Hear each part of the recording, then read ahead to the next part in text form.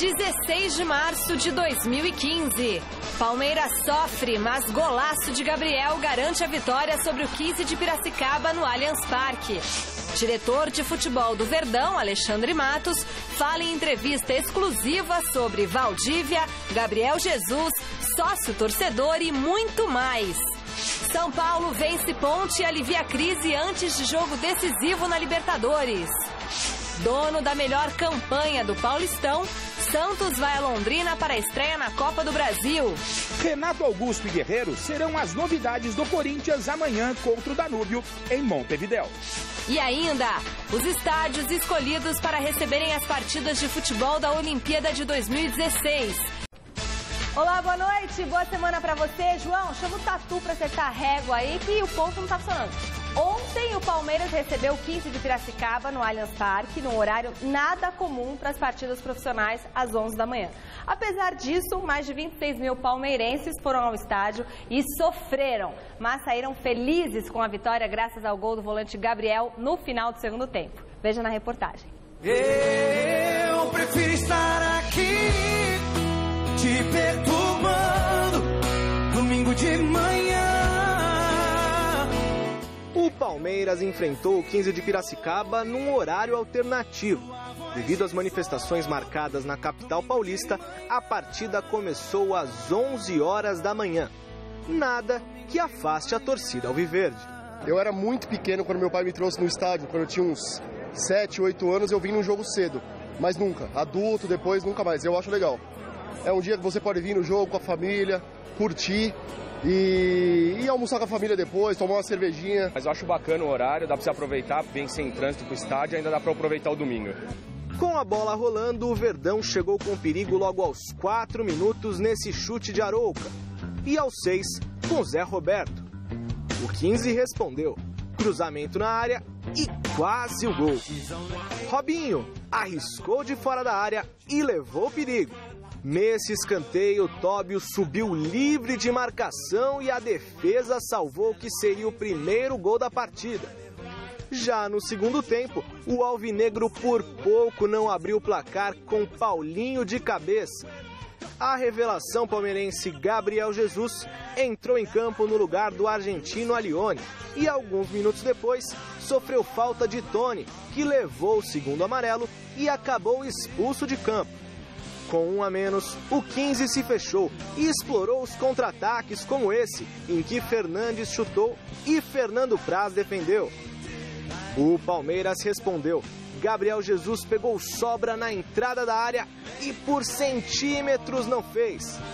Até que aos 40 minutos da segunda etapa, Gabriel, o que não é Jesus, encheu o pé de fora da área e fez um belo gol. Palmeiras 1 a 0. No final, Gabriel Jesus teve a chance de marcar, mas foi travado. Robinho, no último lance, também parou nas mãos de Roberto. E ficou nisso. Palmeiras 1, 15 de Piracicaba 0. Com esse resultado, o Palmeiras se recupera da derrota sofrida no meio de semana para o Santos na Vila Belmiro por 2 a 1. Agora o Palmeiras está com a classificação encaminhada para a segunda fase do Campeonato Paulista. Esse primeiro gol pelo Palmeiras, como você avalia? Inexplicável. Ali desabafei um pouquinho, estava guardando algumas coisas dentro de mim, mas fico muito feliz com a vitória e com a disposição que a equipe teve na partida. Quase saiu o gol de novo, né? Sua estreia passou pertinho, hoje passou mais perto ainda. Como é que tá? Tá esquentando esse gol aí? Tá, eu acho que tá esquentando, tá amadurecendo cada vez mais, mas o importante é sair com a vitória e demonstrar no futebol que, graças a Deus, graças ao meu trabalho, meus companheiros de equipe, a comissão, todo mundo que é relacionado a mim, graças a eles, eu tô conseguindo me soltar e ficar tranquilo no jogo. Uma experiência muito importante, muito positiva para o nosso time, ter vivido isso aqui hoje. Uma equipe que está amadurecendo, que está se entrosando. É importante que passe por esses momentos e que consiga ultrapassar esse tipo de obstáculo. Para a formação da equipe hoje foi importantíssimo. Segundos. Bom, grande noite para você que acompanha o Gazeta Esportiva. Grande noite, Celso. O que eu falei? Grande noite para você. Grande noite para você também, para o Flávio, para todo mundo que está acompanhando o Gazeta Esportiva. Sabe que eu não ouvi 10? Só você ouviu, né? Eu não ouvi 10 também. Mas tudo bem, acontece. Falando em 10... Tá todo mundo sem ponto, hein, Eu João? tô com ponto, tá tudo normal. Eu também tô, tá tudo certinho. Eu também, mas não funciona. Tatu? Meu sim. O seu funciona. Porque você boicotou. Aliás, tá pedindo para vocês seguirem que o tempo tá correndo. Vamos lá. Bom, falando em 10, o Palmeiras jogou a maior parte da partida com um homem a mais. Porque o 15 de Piracicaba teve um atleta... Aos 18 do segundo tempo, mais ou menos. Exatamente. Né, teve um atleta expulso e estava muito difícil para o Palmeiras conseguir furar a retranca armada pelo Toninho Cecílio. O 15 jogou de maneira assim muito pragmática, teve até algumas oportunidades no contra-ataque e aí surgiu um chute de longe, um chute do Gabriel muito feliz, foi um chute muito forte, o suficiente para fazer 1-0 e o Palmeiras vencer a partida. O Palmeiras não jogou bem, Flávio, estava tanto quanto sem inspiração. O ponto alto da partida, eu diria, é a presença dos torcedores. Quer dizer, a gente teve aí no Palmeiras um público muito bom, acima de 20 mil pessoas, 26 mil, quase 27. Quer dizer, e para um jogo domingo de manhã, Palmeiras e 15 Piracicaba, realmente na arena do Palmeiras e na arena do Corinthians, não importa contra quem, a torcida tem aparecido. Claro, claro. Boa noite, Celso. Boa noite, Michele, amigos do Gazeta Esportiva. Na verdade, eles vão ver o estádio. Não sabe nem com quem está jogando. Isso aí. E foi um jogão ontem, viu? Um jogão. Não terminava nunca. Foi uma coisa assim enorme. Nossa, eu achei que tinham juntado os dois tempos dos dois. Sabe que é um negócio... Quando você, juro por Deus, quando você falou assim, foi um jogão, eu fiquei pensando, eu estava lá, será que eu vi o mesmo não, jogo? Jogão de não acabar. Ela não acabava. Você fala assim, nossa, mas ainda, sabe aquele negócio tá cansativo. Então você olhava que é 12 minutos do primeiro tempo. Quando o juiz deu 3 minutos, as pessoas começaram a falar palavrão. Tá louco? 3 minutos do quê? Foi um jogo terrível, né? Como tem sido o nível técnico do campeonato. Quem tem que jogar é o Palmeiras, o 15 estava na dele, e o Palmeiras não jogou bem, mas também não quer dizer muita coisa, ele tem que jogar bem os clássicos, aí é que é o segredo, e para isso vai precisar evoluir e usar esses jogos como treino. E o grupo do 15 é tão ruim que é capaz ele fazer aí meia dúzia de pontos e se classificar do mesmo jeito, é verdade. Porque você pode, como se classificam 2 de cada chave, então você pode ter um segundo colocado, sei lá, com 12 pontos. Aí você tem mais 10 times com 15, 14, mas vai classificar o que tem 12, porque o regulamento do Campeonato Paulista é esdrúxulo, para não falar outra coisa, Flávio, que me veio à cabeça. Imbecil ficaria melhor. Mas justamente pelo 15 ter um time, desculpem aí os jogadores e torcedores, ruim, o Palmeiras não deveria ter metido uma goleada nesse time? Ilustra, Valdívia, o que é isso, Celso? Roda e ilustra, né? Porque tem enquete. Olha lá o Valdívia? Bom, tem o Valdívia. O Valdívia deve ser o lance que ele falou que ia pedir para a direção do Palmeiras, pedir para a seleção chilena para não levá-lo. Já foi pedido, já foi negado. É o tema da enquete. Peraí, já foi pedido, já foi negado. Vote na enquete que está no ar no site gazetesportiva.net. Pode até deixar o Valdívia aí por enquanto. Ele teve confirmada a convocação para a seleção chilena, mesmo tendo pedido para ser dispensado pelo Chile. E nós queremos saber, então, o pedido do Valdívia para não ser convocado demonstra interesse em renovar com o Palmeiras, sim ou não? Celso Cardoso, Celso. Sinceramente. Eu acho que não. Acho que sinceramente, eu acho que ele fez uma média. Achei que você ia falar outra coisa, Ele fez uma média. Achei que você ia falar... Ele tem feito outras bem grandes. Eu tô sem jogar e tô machucado e vou jogar na seleção do Chile e não jogo aqui. Então ele falou assim, minha interpretação... Mas é ele que tem que falar que tá machucado? Não, é a minha interpretação. Então corro o risco de estar errado. E se estiver errado, eu peço desculpas. É a minha interpretação. Ele sabia que esse pedido seria negado. Mas, de qualquer forma, ele falou assim, dirigentes do Palmeiras, eu estou disposto a ficar aqui. Se vocês conseguirem a liberação lá, melhor. Ponto. Fez uma média. Só isso. Mas o jogador machucado pode ser convocado? Não, ele está se recuperando. Até lá dá para ele jogar. Até lá. O que ele queria era jogar uma partida pelo Palmeiras antes de ir para a seleção chilena. Quer dizer, queria, entre aspas. O Valdívia tem o melhor salário do mundo. É o cara mais bem remunerado do mundo. É R$400 mil. Não, mas ele não faz nada. Você já pensou em ganhar 400 bolachas para não fazer absolutamente nada? Nada. Ele não joga desde novembro do ano passado. Não faz nada. 400 pilas Se você fizer a média disso, é o maior salário do mundo. Não tem... Pô, se na Forbes se conheceu... A relação, né? É lógico, 400 pau por ano. Olha, 400... Eu acho que tem um campeão, o Adriano pelo Corinthians, levando em consideração o que ele ganhava e o que ele jogou. Mas foi menos. Foi menos tempo. O Valdívia, ele é um caso assim, é o cara mais bem remunerado do mundo. 400 mil reais é um salário espetacular. Se você trabalhar muito... Mas isso precisa não fazer nada. E ele está vendo que vai acabar essa moleza. Então agora ele está tentando ver se consegue renovar. Só se o Palmeiras for muito tonto. Então é claro que ele vai dar um monte de demonstração de boa vontade para ver se ele consegue com essa mamata. Mas eu acho que o Palmeiras não vai ser tonto de entrar nessa, né? Então, demonstra interesse em renovar com o Palmeiras. Claro que sim, lógico. Não, você também acha que sim, que ele quer renovar com o Palmeiras? Ele quer renovar, não por bom, tá, continuar essa moleza. Quem que vai pagar esse tanto? Então, se o Palmeiras for tonto, não acredito nisso não. Acho que o Palmeiras vai dar-lhe o devido pé nos fundilhos e olha, não sei que sem carta de recomendação. A não ser que apareça uma proposta da China. Ou da Ucrânia. O chinês é tonto, tá bom. Tá bom. Logo o chinês que trabalha pra caramba, eles vão querer ver o que o cara fez nos últimos tempos e tal. Esquece. Bom, o resultado sai no final do programa de hoje, tá? Em Campinas, a equipe reserva do São Paulo encontrou sérias dificuldades, mas na base da aspiração conseguiu de virada vencer a Ponte Preta do Flávio Prado por 2-1. Ó a cara dele, ó a cara dele. Fecha no Flávio, ó a cara dele. Eu acho que ela tá te tirando. Veja como foi na narração do Osmar Garrafa. Fernando Bob parou, prendeu, chamou a marcação, achou o Rodney. Um toque do Birubiru pro Rodney. Pode pintar cruzamento para dentro da área. Saiu, Rogério ficou no meio do caminho. Olha o gol!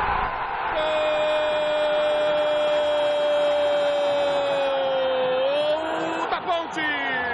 Rony.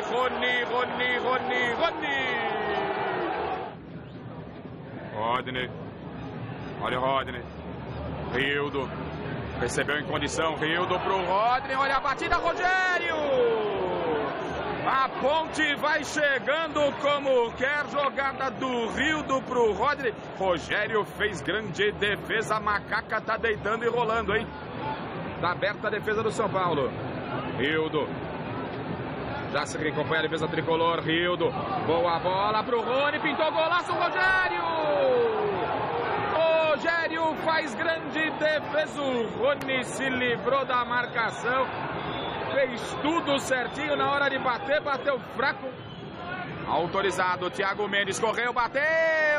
João Carlos faz a defesa. Mete pela linha de fundo, espalma. É escanteio São Paulo. Levantamento, primeiro pau, chegou Rodrigo Biro, se complica ali a macaca. Ainda, olha só, olha o gol.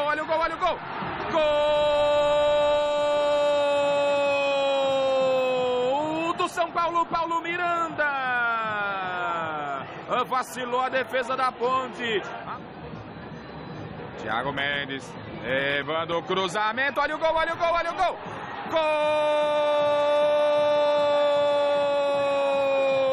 Gol do São Paulo.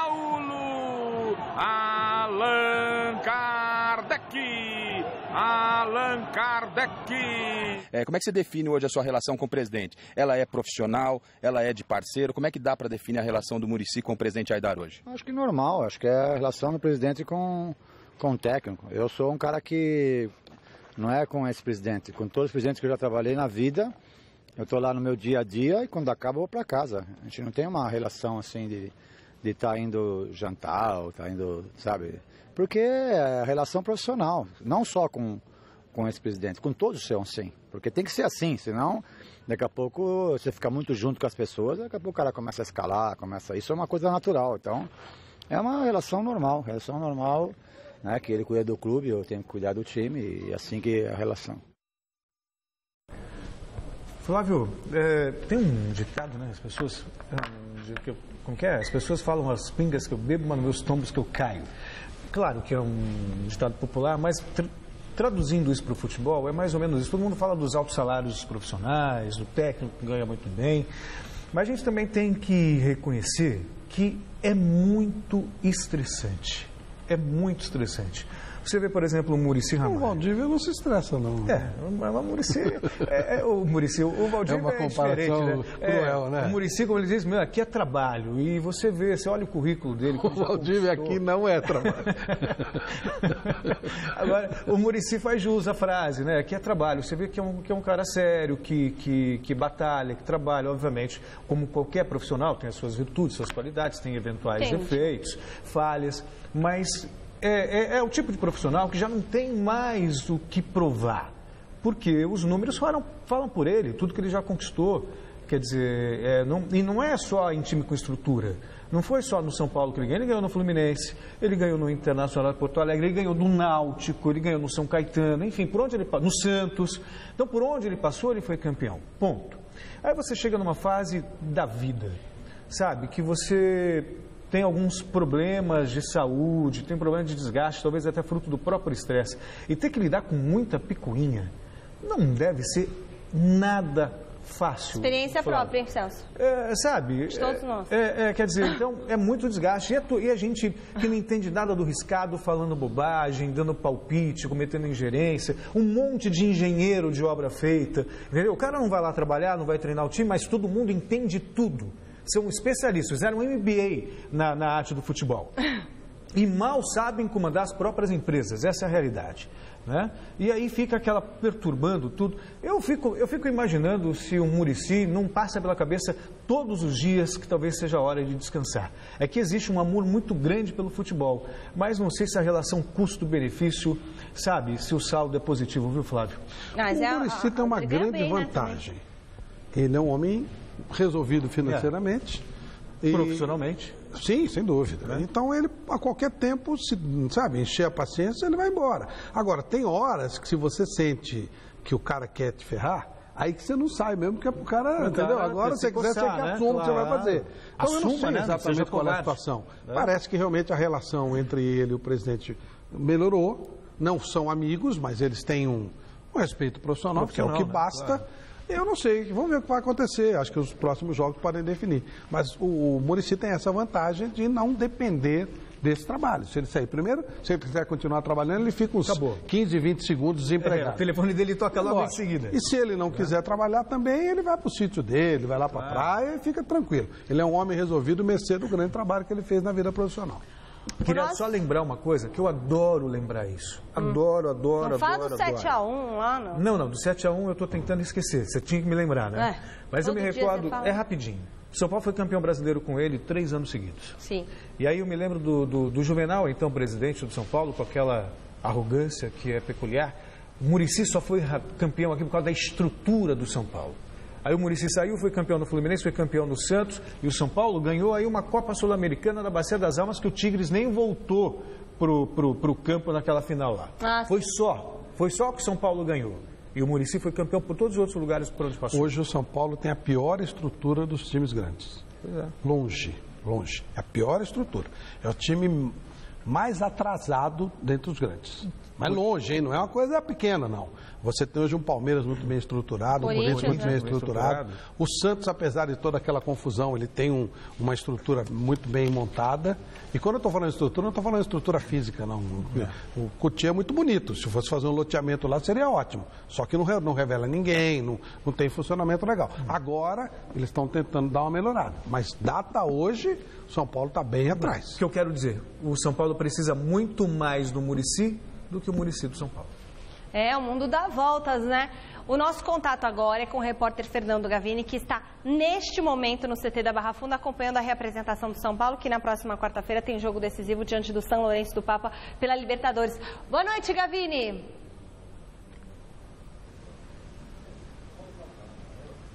Boa noite, Michele, boa noite, Flávio, boa noite, Celso, a todos que acompanham o Gazeta Esportiva. São Paulo está com um pensamento totalmente voltado para esse jogo de quarta-feira contra o São Lourenço, que está sendo encarado como um mata-mata praticamente entre as duas equipes, já que o Corinthians venceu as 2 primeiras partidas da fase de grupos, então fica a segunda vaga na briga entre São Paulo e São Lourenço. A conta, se fizer 4 pontos nos 2 jogos contra o São Lourenço, a situação fica legal para o São Paulo, por isso é fundamental a vitória na partida de quarta-feira no Morumbi, e por causa disso a diretoria do São Paulo vai fazer uma promoção nos ingressos. Por enquanto, nessa temporada, o público foi muito pequeno do São Paulo no estádio do Morumbi. Os dois maiores públicos, 18 mil no clássico contra o Corinthians no Campeonato Brasileiro e apenas 16 mil no primeiro jogo do São Paulo como mandante na Libertadores diante do Danúbio. A promoção vai ser o seguinte: os torcedores que comprarem pela internet ingressos para o setor amarelo poderão levar um acompanhante gratuitamente. Quem já tinha comprado ingresso para esse setor naquela promoção, na venda inicial, que juntava as 3 partidas do São Paulo com o mandante, também poderá levar um acompanhante, um torcedor a mais. Portanto, o São Paulo tentando aumentar o público no Morumbi para esse jogo de quarta-feira contra o São Lourenço. Quem veio conversar com os jornalistas foi o zagueiro Edson Silva, que falou a respeito da importância desse jogo e de como o São Paulo está encarando essa partida. Na teoria, eu creio que uma vitória, uma derrota vai definir o que a gente vai querer, o que vai acontecer na Libertadores, né? Mas eu creio que esse jogo vai ser de suma importância a gente conseguir os 3 pontos para a gente encaminhar bem a nossa classificação. A nossa equipe não mudou nada do ano passado para cá. A gente sabe que a gente está devendo. 2 jogos com o Corinthians, o primeiro jogo nem se fala, né? Aquele jogo a gente sabe, tem consciência que a gente ficou devendo naquele jogo. O segundo, eu creio que a gente se portou bem melhor, né? E o jogo do Santos foi de igual para igual, né? Aconteceu um empate, a gente infelizmente não ganhou, mas eu creio que daqui para frente a nossa equipe teve bons exemplos desses jogos, e eu creio que daqui para frente a nossa atitude dentro de campo vai ser outra, né? A gente tem ciência disso, o time tá ciente disso, que a gente tá devendo, né? Então, meio que na teoria o torcedor fica com a cabeça meio em dúvida, né? Se vai assistir um time que em alguns jogos fica devendo, né? Então eu acho que em outros jogos a gente sabe que a gente pode dar, né? Então eu acho que esse jogo de quarta-feira vai ser de suma importância, o apoio do torcedor. Depende do nosso comportamento dentro de campo. Se a torcida achar que a gente tá na teoria do futebol fazendo corpo mole, porque Libertadores tem que ter raça, tem que ter garra, né? É um campeonato diferente, né? Então eu acho que depende do comportamento nosso dentro de campo. Se a gente mostrar, aí a torcida vai comparecer e vai apoiar. Muito bem, tá aí a palavra do Edson Silva, mostrando o que pensa o São Paulo para essa partida. Um jogo de fundamental importância, um jogo que o São Paulo precisa vencer e um jogo que o São Paulo precisa da ajuda dos seus torcedores, que nos últimos tempos vem criticando demais a equipe. Uma coisa importante a ressaltar é o fato do Edson Silva ter dito que o São Paulo sabe que está devendo, sabe que não jogou tudo aquilo que dele se espera para essa temporada 2015 até agora. Agora, para o jogo de quarta-feira, 3 novidades no treino de hoje que animam o técnico Muricy Ramalho e, por que não, o torcedor são paulino. 3 jogadores que estavam no departamento médico voltaram ao treinamento, trabalharam normalmente no dia de hoje. O Souza, que estava com mialgia, uma dor muscular forte, ficou de fora das últimas duas últimas partidas, treinou normalmente. O Luiz Fabiano, que teve uma pequena contratura, também participou da atividade. E o Centurion, que deixou o último jogo contra o São Bento com dores no adutor da coxa, também participou da atividade normalmente. Os 3 jogadores devem estar à disposição do técnico Muricy Ramalho para a partida de quarta-feira. Quem mais preocupa é o Luiz Fabiano, por conta da idade e do número de treinos que ele ficou de fora, do número de dias que ele ficou sem treinar. Portanto, o Muricy vai fazer essa análise, tem o dia de amanhã para preparar a equipe até definir o time que vai enfrentar o São Lourenço. O fato é que o São Paulo vai para o jogo com aquilo que tiver de melhor. 2 jogadores estão vetados. O Dória, ainda machucado, não treinou hoje, provavelmente não vai ter condições de jogar. A exemplo do Reinaldo, lateral esquerdo, outro jogador que se machucou e também vai ficar de fora do jogo contra o São Lourenço. Michele.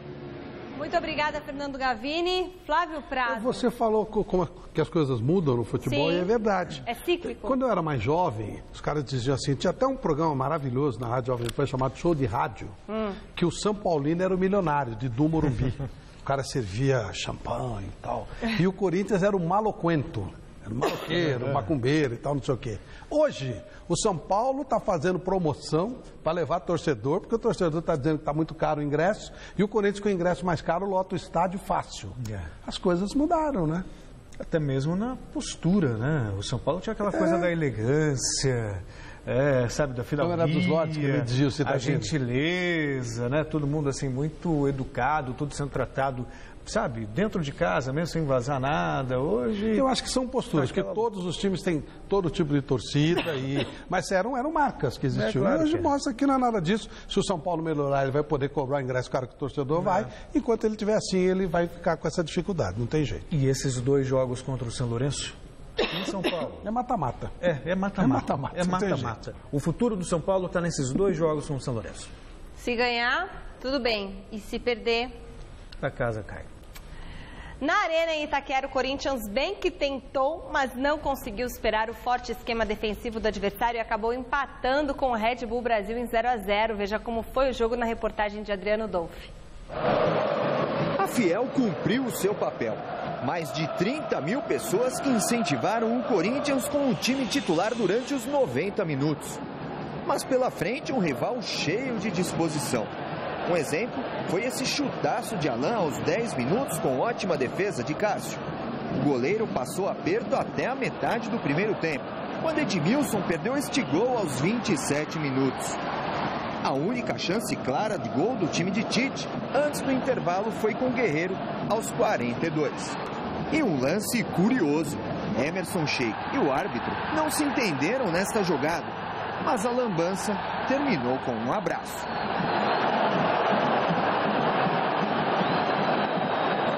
Na segunda etapa, o Red Bull Brasil continuou levando perigo e novamente com Alain aos 8.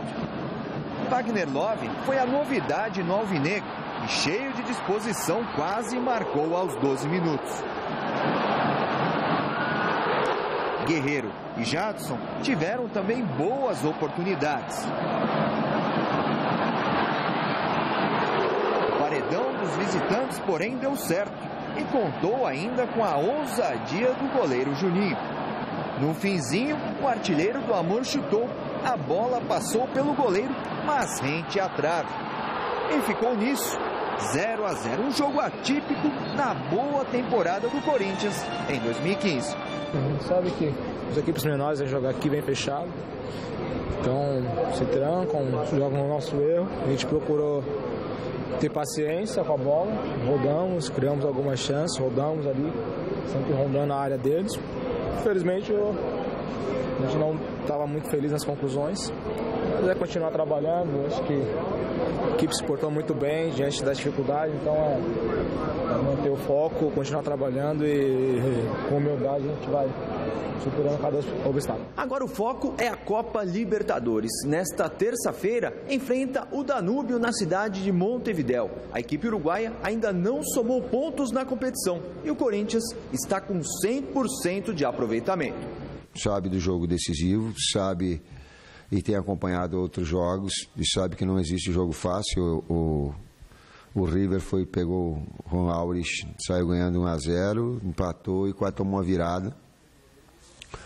Outros jogos e outros resultados que têm se mostrado aí importantes, então a gente está muito mobilizado e sabe da responsabilidade do jogo e sabe que não está nada decidido. Daí o Corinthians 0-0 chega a surpreender, até pelo aproveitamento do Corinthians na Arena Itaquera, mas líder do grupo, praticamente classificado. O que interessa para o Corinthians mesmo é a Libertadores, que o jogo é amanhã, né, contra o Danúbio lá no Uruguai. Que não vai ser batatinha, não. Não vai ser, não. O negócio vai pegar. Campo do Defensor, campo pequenininho. O Duda Arcena veio aqui ontem e falava sobre isso, que ele está esperando dificuldade. Essa história de que o Danúbio é galinha morta, vai perder todos os pontos, não vai. E se o Corinthians tropeçar amanhã, ele pode correr riscos no todo. Claro. E ganhando, ele está praticamente classificado. Vai ser um jogo duro. Claro que o Corinthians é favorito, sem dúvida, né? Aí, essas 19 rodadas que enchem bem o saco, né? Então, de vez em quando acontece isso. Acontece. Santos agora. No sábado, o Peixe goleou o Marília por 4-1 e manteve a melhor campanha do Campeonato Paulista, com aproveitamento de 86,7% dos pontos e praticamente garantiu a classificação para as quartas de final. Para isso acontecer, basta que o Penapolense, quarto colocado do grupo, não vença o Botafogo de Ribeirão Preto amanhã fora de casa. E também amanhã o Santos faz a estreia em outra competição. O Peixe estreia terça-feira na Copa do Brasil contra o Londrina, na casa dos adversários. Agora à tarde, fez o único treino com bola antes da partida, que acontece às 7h30 da noite. E mais 4 partidas deram sequência à 10ª rodada do Paulistão. Em Lins, o Linense fez 1-0 no Bragantino. A Portuguesa jogou na Arena em Barueri e perdeu do Capivariano por 2-1. O Audax foi a Itu e venceu o Ituano por 2-1. E o São Bernardo foi surpreendido em casa ao perder do Rio Claro por 1-0. Veja o gol deste jogo. Jogando fora de casa, o Rio Claro venceu o São Bernardo pelo placar mínimo com esse gol de cabeça de Nando Carandina, aos 20 do segundo tempo. A vitória tirou o Rio Claro da zona de rebaixamento no grupo 2. Já o São Bernardo continua na lanterna do grupo 1. Campeonatos estaduais. Em Minas, o Galo se recuperou, né? Se recuperou muito bem, né, Celso Cardoso? Sim. E aí? Se recuperou bem da surpreendente derrota que teve no meio da semana. Tal, exatamente. Verdade, a gente vai ver isso agora. Pode rodar. No Campeonato Carioca, o Flamengo levou a melhor sobre o Tigres fora de casa. Alexandro girou, bateu firme para abrir o placar aos 23 do primeiro tempo. 1-0 Fla. Na volta do intervalo, o Tigre chegou ao empate com esse gol de cabeça de Fabiano Oliveira, 1-1. No minuto seguinte, Marcelo Cirino limpou e chutou colocado, 2-1 Flamengo. E aos 34, de novo ele. Cirino recebeu a bola, passou por todo mundo e mandou para o fundo das redes. E ficou assim, Tigres 1, Flamengo 3. No estádio Newton Santos, o Botafogo venceu o Resende com tranquilidade. Aos 9 da segunda etapa, Tássio aproveitou o rebote e colocou o Fogão em vantagem, 1-0. Aos 15, o Botafogo ampliou com Jobson, que na tentativa do domínio acabou tocando entre as pernas de Arturi, 2-0. E aos 41, Rodrigo Pimpão pegou a sobra e deu números finais à partida. Botafogo, vice-líder do Carioca 3, Resende 0. Em São Januário, o Vasco atropelou o Nova Iguaçu e assumiu a liderança do estadual. Aos 11 do primeiro tempo, Gilberto cobrou pênalti e fez 1-0 Cruz Maltino. O Vasco ampliou com o zagueiro Luan, aproveitando a sobra, 2-0. Aos 31, os donos da casa chegaram ao terceiro gol com a assinatura do estreante Dagoberto, que girou e chutou no cantinho, 3-0. Antes do intervalo, ainda deu tempo do Vasco marcar o quarto com Serginho. E o Nova Iguaçu conseguiu diminuir com o Marlon, 4-1. No segundo tempo, Thales deu números finais à goleada. Vasco 5, Nova Iguaçu 1. Já o Fluminense perdeu para o Macaé por 1-0. No segundo tempo, Juninho cobrou falta com precisão e tirou o Flu do G4 do Carioca. No Campeonato Mineiro, o Galo venceu o RT de goleada. Na etapa inicial, Luan chutou cruzado e fez 1-0 Atlético. No segundo tempo, Marcos Rocha tabelou com Carlos e ampliou a vantagem do Galo 2-0. Na sequência, Luan cruzou na cabeça do argentino Lucas Prato, que testou firme para o gol. E aos 36, Dudu Pitbull mandou contra a própria meta. Ficou assim, Atlético Mineiro vice-líder do estadual 4, o RT 0.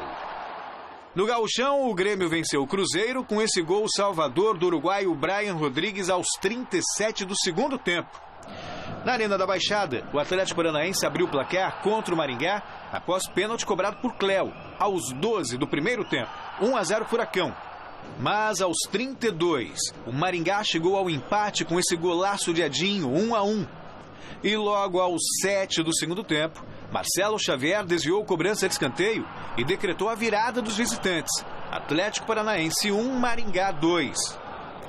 No hexagonal final do Catarinense, Valdo Bacabal roubou a bola e chutou com categoria, 1-0 para o Colorado Lagiano. E aos 40, Marcelinho Paraíba deu números finais ao jogo com esse golaço. Criciúma 0, Inter de Lages 2. Em uma reunião na sede da FIFA na Suíça nesta segunda-feira, que contou com representantes do COI, ficaram definidos os estádios e cidades que receberão partidas de futebol nos Jogos Olímpicos no Rio de Janeiro no ano que vem.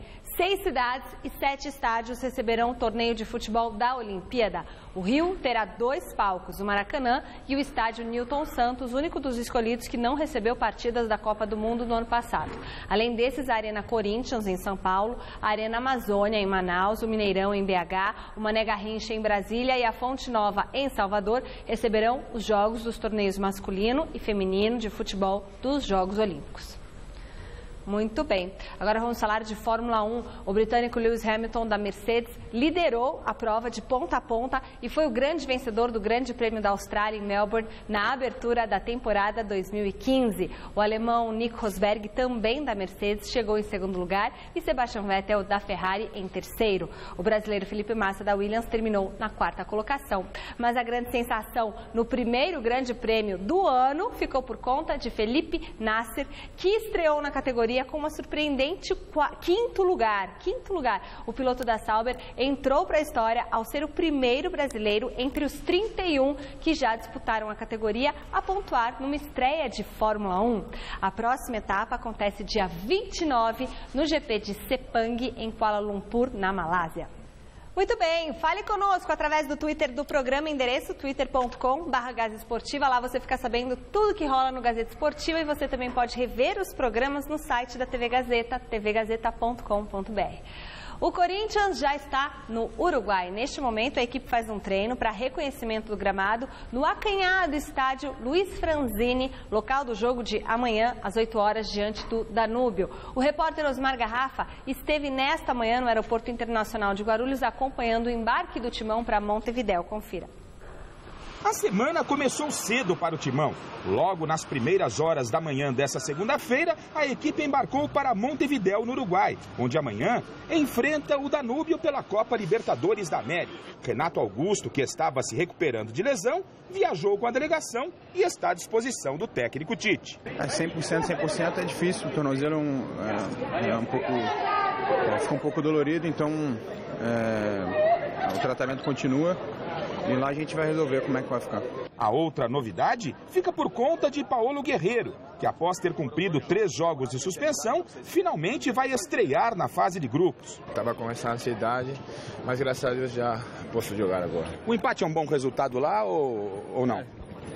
Com certeza é um empate bom resultado, mas a gente quer 3 pontos. Além dos reforços de Guerreiro e Renato Augusto, o Timão leva na bagagem a ótima estatística de não tomar um único gol nos últimos 6 jogos disputados. A equipe toda começa lá da frente, acho que a equipe toda tem esse é o segredo, a equipe toda marca, né?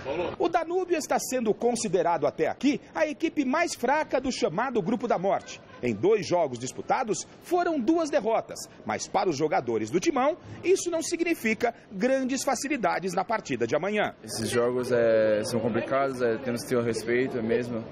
A equipe do Danúbio ter perdido 2 partidas, a gente tem que ter o respeito e humildade e ir lá, tranquilo, bem organizado, tentar buscar a vitória. Mudar o local da partida, Cássio, um campo mais acanhado, uma forma de pressionar o Corinthians? Eles têm que tentar mudar, né? Eles tentando mudar pelo fato de ter perdido 2 partidas já. Não conheço o estádio, o lugar onde vai ser o jogo, acredito que hoje vai fazer um treinamento de reconhecimento, mas vamos tentar nos adaptar o mais rápido possível para fazer o melhor é tentar buscar a vitória sempre. Bom, Flávio, eu sinceramente acho que o Corinthians é favorito contra o Danúbio. Tenho consciência de que vai ser um jogo dificílimo para o time paulista, mas pela defesa que tem, eu acho que volta de lá pelo menos com um empate na bagagem. Pelo que a gente viu aqui toda a temporada, o Corinthians só não foi bem contra o São Lourenço e ainda assim ganhou o jogo lá por 1-0. O São Lourenço foi o único time que conseguiu criar inúmeras oportunidades e poderia até ter goleado o Corinthians. Mais uma noite de muita sorte, o time acabou vencendo e se conseguir um empate lá no Uruguai, praticamente põe a mão na vaga para as oitavas de final da Libertadores. Ontem nós recebemos aqui no programa Mesa Redonda o diretor de futebol do Palmeiras, Alexandre Matos. Ele conversou com exclusividade com o repórter Vinícius Rodrigues. Dá só uma olhadinha. O nosso convidado de hoje é um craque. Definitivamente ele não joga dentro das 4 linhas. Mas ele é o atual bicampeão brasileiro e nesse ano de 2015 tem um novo desafio. assumiu o Palmeiras em crise e vai tentar reestruturar o Palmeiras. Estou falando de Alexandre Matos, que já fez 19 contratações no Palmeiras, que tem um início de temporada bom. E aí, pretende contratar mais alguém ou esse é o elenco para a temporada? Primeiro que, longe de ser craque, né? Craque nós temos vários lá e esperamos que eles brilhem bastante. A gente sabe que o futebol, tudo muda muito rápido, é muito dinâmico. A gente está entendendo ainda que o time ainda está sendo formado. Obviamente, se a gente detectar que tem alguma situação que seja necessária de mudança, de chegada ou de saída, que seja, alguns imponderáveis, o futebol tem um imponderável, lesão, venda, e a gente precisar, obviamente, o torcedor palmeirense rapidamente já conheceu o estilo e já sabe que o que precisar fazer para estar sempre muito competitivo, nós vamos fazer. Com esse elenco atual, você acredita que o Palmeiras briga por título brasileiro? Eu tenho convicção e certeza que o Palmeiras vai entrar em campo competitivo, vai entrar em campo tentando ainda resgatar aquele orgulho de ir ao campo e ser um time difícil de ser batido. Se você pegar as derrotas, em que pese o início, o Palmeiras não foi e não será presa fácil para ninguém. O que a gente espera é que as coisas aconteçam bem e, obviamente, o futebol, eu acredito muito em trabalho, em fé, em convicção. A gente pode colocar em prática tudo isso e as coisas caminharem de uma maneira que o Palmeiras pode, sim, ser um dos protagonistas aí do campeonato. Agora um assunto um pouco delicado, mas que temos que falar. O caso do Valdívia essa semana, acabou rolando uma certa intriga que a mídia acabou fazendo por causa de um post dele na internet. Eu queria que você comentasse qual é o status atual da negociação com o Valdívia. Foi colocada alguma proposta já? Como é que está rolando isso? Conversamos, precisava conversar olho no olho com o pai dele, com ele já tinha conversado, para saber realmente a intenção. A intenção, ele me disse que é a permanência do Valdívia, é a intenção do Palmeiras também. Mas eu entendo a ânsia, principalmente da imprensa, de torcedores, para se tratar de um grande jogador, um craque, mas tem contrato até agosto, nós temos bastante tempo aí para se entender, se ajustar. Obviamente eu digo que a tendência é que esse casamento ele prossiga, mas o que eu posso dizer é que no momento a prioridade é realmente arrumar esse time, arrumar um time competitivo, e quando eu digo isso, eu digo uma unidade onde o Valdívia faz parte. Ele ainda está na transição, tentando voltar. É muito importante que ele nos ajude dentro de campo. Não tenha dúvida que é um diferencial muito grande. E o futuro, aí sim, vamos tratar com muito carinho, com a responsabilidade que exige. É mais ou menos assim, ó. A lista de prioridades. Valdívia. Aqui para baixo. Claro. É um pouco do que ele merece, né? Em cima do que ele fez o tempo inteiro quando estava no Palmeiras. O Palmeiras hoje tem outras prioridades. O Alexandre é um gestor profissional. Ontem ele explicava que não só é formado em educação física, como fez pós-graduação, na Getúlio Vargas, enfim. É um profissional que todo clube de futebol precisa. É uma coisa que no Brasil está ganhando corpo, mas que na Europa já existe há muito tempo. E é o cara que faz toda a gestão do futebol, é o cara que faz todo o trabalho, interligando peças, trabalhando em cima de valores. É uma espécie de um coordenador geral, um poder de gestão. Eu fiz um curso de gestão recentemente e é espetacular, é uma coisa completamente fora dos patamares que tem no Brasil. E o Alexandre é um destaque. Ontem mostrou essa competência, os Palmeiras estão em muito boas mãos. Muito bem, resultado final, vou aqui no Pascoal, da enquete do site gazetesportiva.net. O pedido do Valdívia para não ser convocado demonstra interesse em renovação com o Palmeiras. Vocês acreditam que deu empate? 50% sim, 50% que não? Eles adoram fazer isso com você. Eles adoram fazer isso, não dá mais para ter enquete, vocês só empatam. O Gazeta Esportiva de hoje termina aqui, uma excelente semana para você. Mais esportes a seguir com o Celso Cardoso no Jornal da Gazeta e amanhã às 10h30 no Super Esporte. Nós voltamos terça-feira, às 6h, se Deus quiser. É isso aí então, até daqui a pouco. Até já. Tchau! Um abraço, tchau.